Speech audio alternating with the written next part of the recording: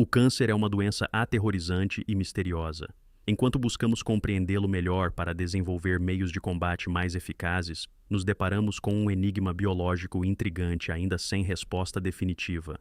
Parece que animais de grande porte são menos propensos a desenvolver câncer. Isso contraria a lógica, já que se esperaria que animais maiores tivessem um risco proporcionalmente maior de câncer. Para entender o motivo, primeiramente precisamos examinar a essência do câncer. Nossas células funcionam como robôs proteicos compostos por centenas de milhões de componentes. Orientadas exclusivamente por reações químicas, elas constroem e destroem estruturas, mantendo um metabolismo que gera energia ou permite a replicação quase exata de si mesmas. Essas complexas reações químicas são conhecidas como vias metabólicas, que consistem em redes bioquímicas minuciosamente interligadas e organizadas. A maioria dessas vias é tão complexa que desafia a compreensão humana, ainda que funcionem com precisão. Até que algo dá errado. Com bilhões de trilhões de reações ocorrendo em incontáveis redes ao longo dos anos, a questão não é se ocorrerá um erro, mas quando. Pequenas falhas se acumulam até que o minucioso sistema seja comprometido. Para evitar um descontrole, nossas células possuem um mecanismo de autodestruição, conhecido como apoptose, que as leva a se autodestruírem. No entanto, esse mecanismo não é infalível. Se ele falhar, a célula pode se tornar cancerosa. A maioria dessas células é prontamente eliminada pelo sistema imunológico, mas com o tempo é provável que uma célula defeituosa passe despercebida, acumule erros e comece a se replicar. Todos os animais enfrentam esse problema. Em geral, as células de diferentes animais têm tamanhos similares. As células de um camundongo não são menores que as nossas. Elas são apenas menos numerosas e têm uma vida útil mais curta. Menos células e uma vida curta significam uma probabilidade menor de erros e mutações celulares. Pelo menos é isso que deveria acontecer. Os humanos vivem cerca de 50 vezes mais e possuem 1000 vezes mais células do que os camundongos. No entanto, a taxa de câncer é praticamente a mesma em humanos e camundongos. O caso das baleias azuis é ainda mais peculiar. Com 3000 vezes mais células do que os humanos, elas parecem não desenvolver câncer. Este é o paradoxo de Peto, a observação intrigante de que animais de grande porte têm muito menos câncer do que se esperaria.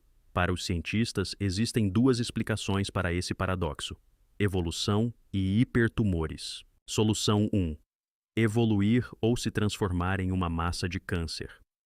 Os seres multicelulares surgiram há cerca de 600 milhões de anos, e os animais foram ficando maiores, com mais células, e, consequentemente, mais chances de essas células se tornarem defeituosas. Assim, esses organismos tiveram que melhorar suas defesas contra o câncer. Aqueles que não o fizeram, não sobreviveram.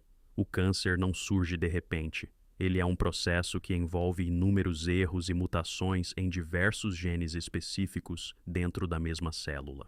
Esses genes são chamados de proto-oncogenes, e quando sofrem mutações, o resultado não é nada bom. Por exemplo, uma mutação pode fazer com que uma célula perca a capacidade de autodestruição. Outra mutação pode permitir que ela se esconda do sistema imunológico. Mais uma pode fazê-la criar conexões para obter recursos. E outra ainda pode fazê-la se multiplicar rapidamente. No entanto, os oncogenes enfrentam a oposição dos genes supressores de tumores. Esses genes previnem mutações críticas ou induzem a autodestruição da célula quando os danos são irreparáveis. Animais de grande porte possuem muitos desses genes, tornando suas células mais resistentes a transformações cancerígenas.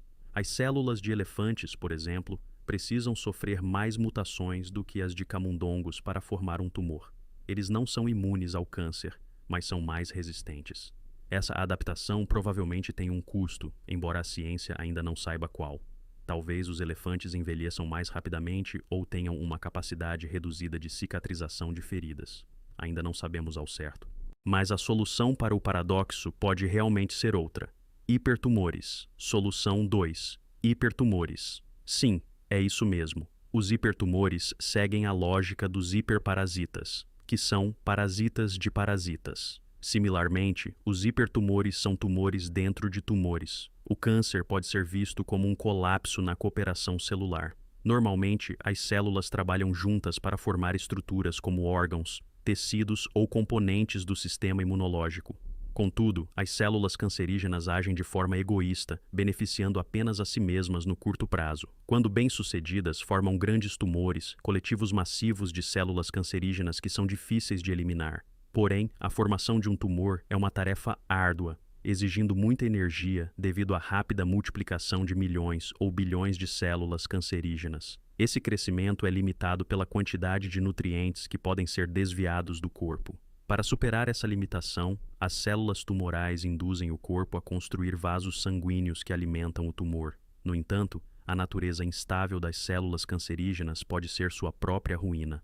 Elas continuam sofrendo mutações, algumas mais rápidas que outras. Em determinado momento, uma mutação numa das células cancerígenas pode resultar em um novo surto de egoísmo, fazendo com que essa célula pare de cooperar com o tumor original. Assim, tal como o corpo, o tumor primário se torna um concorrente, competindo pelos mesmos nutrientes e recursos. Essa situação pode levar ao surgimento de um hipertumor, onde as células recém-mutadas formam um tumor secundário dentro do tumor original. Em vez de colaborar, essas células cortam o suprimento de sangue das células cancerígenas originais, que acabam morrendo de fome. Câncer matando câncer.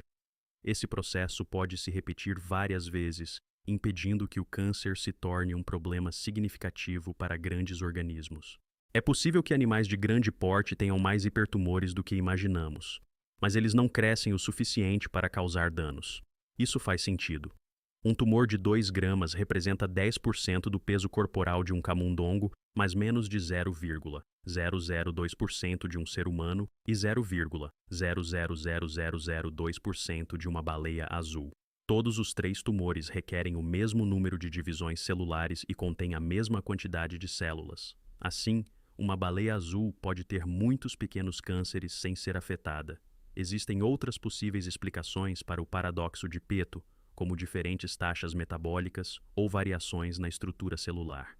Ainda não temos todas as respostas. Os cientistas continuam investigando. Compreender como animais de grande porte são tão resistentes a uma doença tão devastadora pode abrir caminho para novas terapias e tratamentos.